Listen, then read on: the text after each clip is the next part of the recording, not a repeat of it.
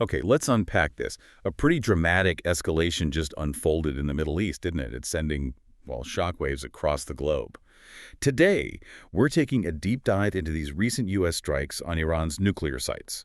And this isn't just about, explosions and headlines. It's a really complex web of geopolitics, economics, strategic maneuvering. Absolutely. And our mission here is to help you cut through all that complexity. We'll look at exactly what happened, why these actions matter so much, and what the immediate and, well, potential long-term consequences might be. To do that, we've pulled together a pretty diverse stack of sources. We've got detailed reports of the strikes themselves, analyses of global economic reactions, international diplomatic responses, and even a look at the broader history of U.S. policy towards Iran.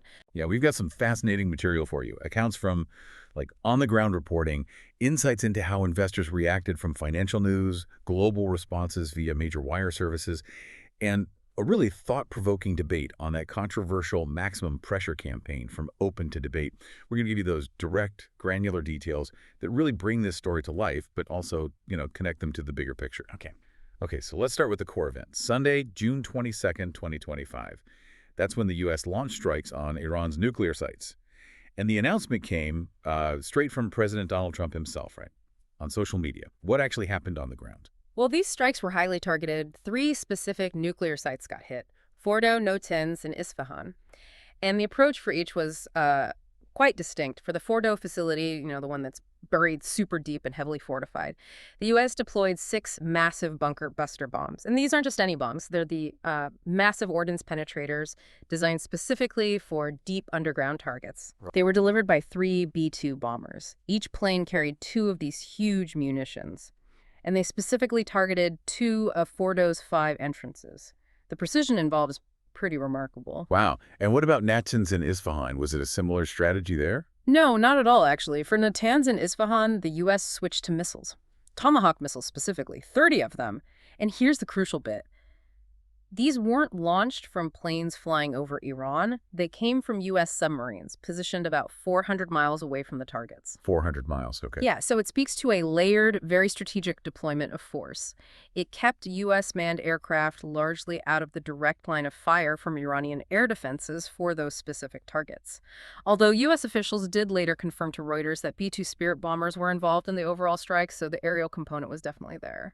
So it wasn't just about the ordnance delivered. There's this whole other layer, wasn't there? The sources talk about a sophisticated deception. Absolutely. Beyond the firepower, the U.S. ran a significant tactical deception play. They deliberately sent decoy B-2 bombers out towards the Western Pacific. Okay. Well, the idea was to make Iran focus its attention, its resources, on a perceived threat from that direction. Meanwhile, the real B-2 bombers, the ones hitting Iran, were secretly flown towards the Middle East, completely off the radar, so to speak. And to really sell it, radar tracks of U.S. aircraft were intentionally shown heading towards the Pacific, and then they just vanished from radar screens. So Iran thinks maybe they turned back, maybe it was a bluff. Exactly. Make them believe the threat is elsewhere, or maybe it's not even real, and then bam, the strike comes from a totally unexpected direction. It's a classic misdirection, really. And this wasn't just the U.S. acting alone, was it? That level of coordination suggests, well, help. You got it. Israeli media confirmed there was full coordination between the U.S. and Israel for this entire operation. And it wasn't just physical strikes, it was backed up by advanced electronic warfare. U.S. forces were actively jamming things like war radio, GPS, cell systems across the region. This helped the strike succeed and really messed with Iran's ability to respond or even figure out what was happening. Right, and people noticed that, didn't they? Widespread GPS disruption. Oh, yeah. Across Iran and the wider Middle East, as the attacks unfolded, a very clear sign of that electronic warfare piece in action.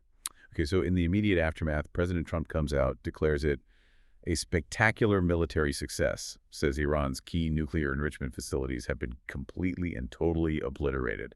He even said, Fordo is gone. Given the precision you described, how does that square with what Iran was saying? Because their story was very different. Right, and that's where the immediate information war kicked off. Iran's state media instantly pushed back against Trump's claims. They asserted that Fordo, Natanz, and Isfahan had all been evacuated before the strikes hit.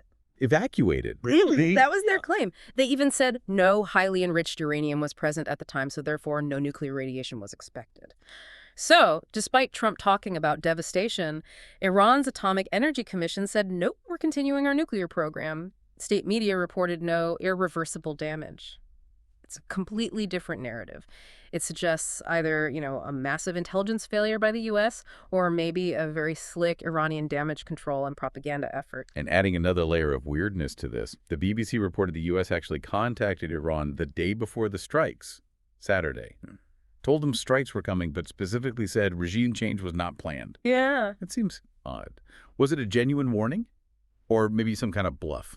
That is an excellent question. It's hard to know for sure. It could have been a deliberate bluff, maybe to sow confusion or perhaps to try and limit an immediate massive Iranian retaliation by signaling, look, our objectives are limited. What's also really important here, procedurally speaking, is that President Trump apparently didn't seek formal authorization from the Pentagon or Congress for these strikes, which points to a more, shall we say, unilateral approach to using significant military force. It definitely raises questions about checks and balances in a crisis like this. Okay, so beyond the battlefield claims and counterclaims, these strikes obviously didn't happen in a vacuum. What did this mean for the rest of the world? And maybe more immediately for folks listening, for your wallet. The world reacted fast. Oh, absolutely. Diplomatic responses started pouring in almost immediately, and they really painted a picture of deep international concern. Take Lebanon, for example. Both President Joseph Aoun and Prime Minister Nawaf Salam expressed great concern. They urged everyone to avoid a wider regional conflict. They pointed out, quite rightly, that Lebanon has paid a huge price in past wars and really doesn't want to go through that again. Interestingly, Hezbollah, Iran's key ally there, was pretty quiet initially, maybe just assessing things. In Europe, they seemed pretty united in calling for calm, right? Yes, largely. The EU's top diplomat, Kaja Kallas, urged restraint, basically saying, get back to the negotiating table, stop this escalating further. She highlighted the risks of a bigger war, maybe even one with nuclear contamination fallout. Italy's foreign minister, Antonio Tajani, echoed that hope for de-escalation. He acknowledged Iran's nuclear facilities are seen as a danger for the entire area and said he planned to talk to the IAEA chief about the security side of things, the safety concerns after a strike like this.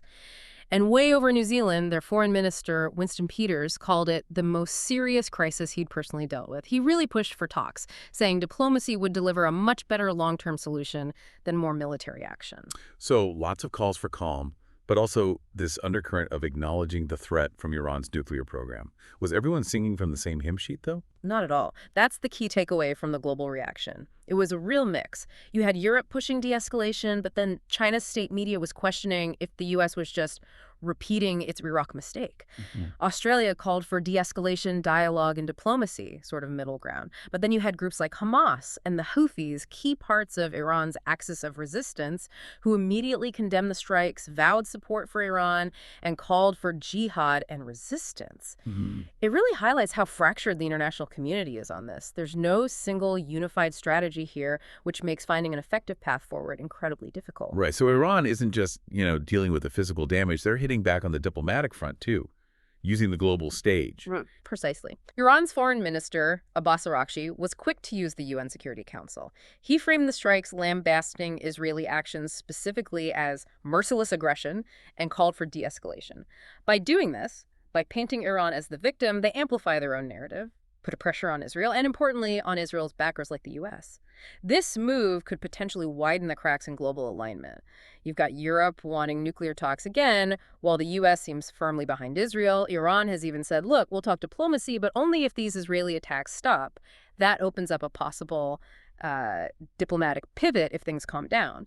And adding to the pressure, the IAEA, the nuclear watchdog, is now voicing concerns about contamination risks at those plants. That just raises the stakes even higher for everyone. Okay, so diplomacy is one battlefield.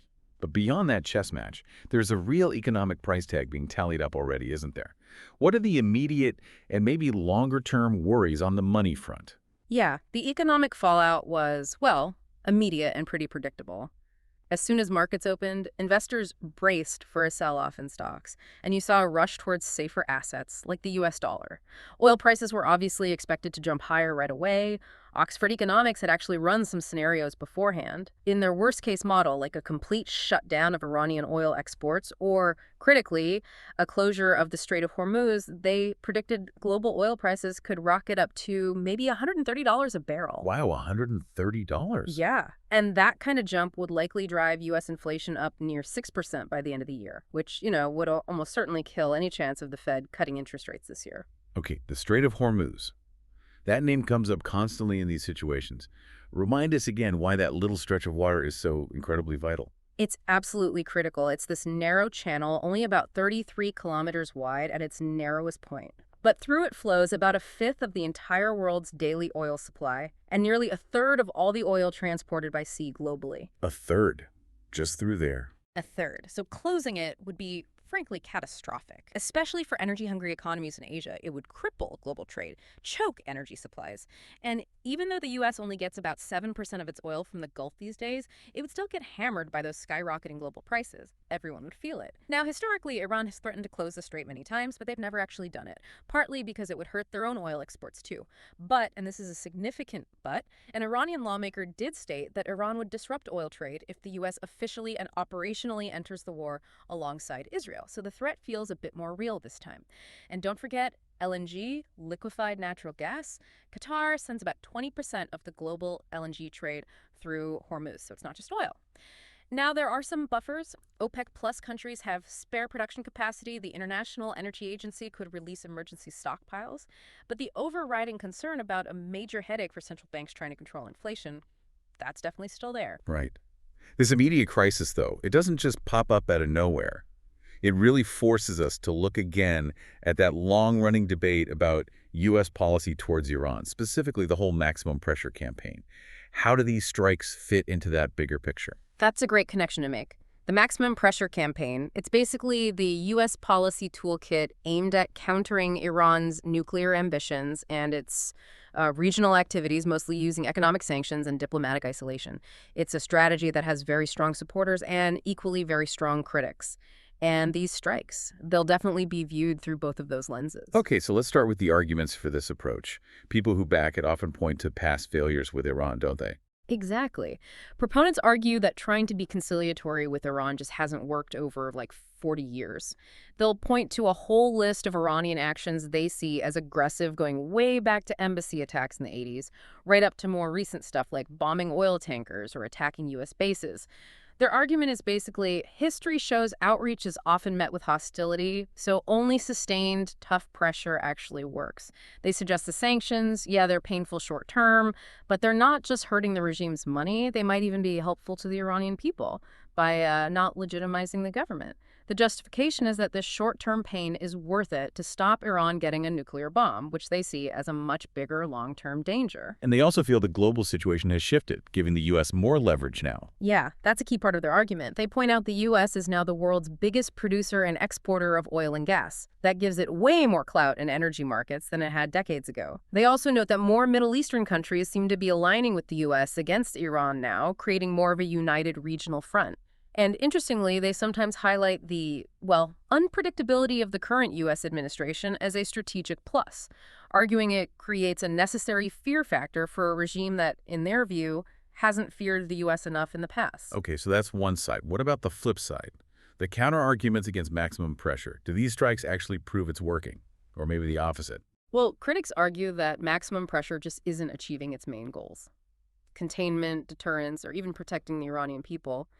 They say it often seems too random, its ultimate purpose isn't always clear, and in the end, it mainly hurts ordinary Iranians, the very people who, ultimately, are the only ones who can bring about real change in the regime. And this raises a really important question. Is the strategy truly effective if Iran seems to be acting more provocatively, not less, especially since the U.S. pulled out of that big nuclear deal, the P5+1 agreement? Right, the JCPOA. Exactly, and was taking out a top figure like Qasem Soleimani, even if it did, as some put it, scare the bejesus out of the Iranian regime, worth the potential costs, like possibly breaching international law or maybe even accidentally helping the regime consolidate its power by rallying people against an external enemy.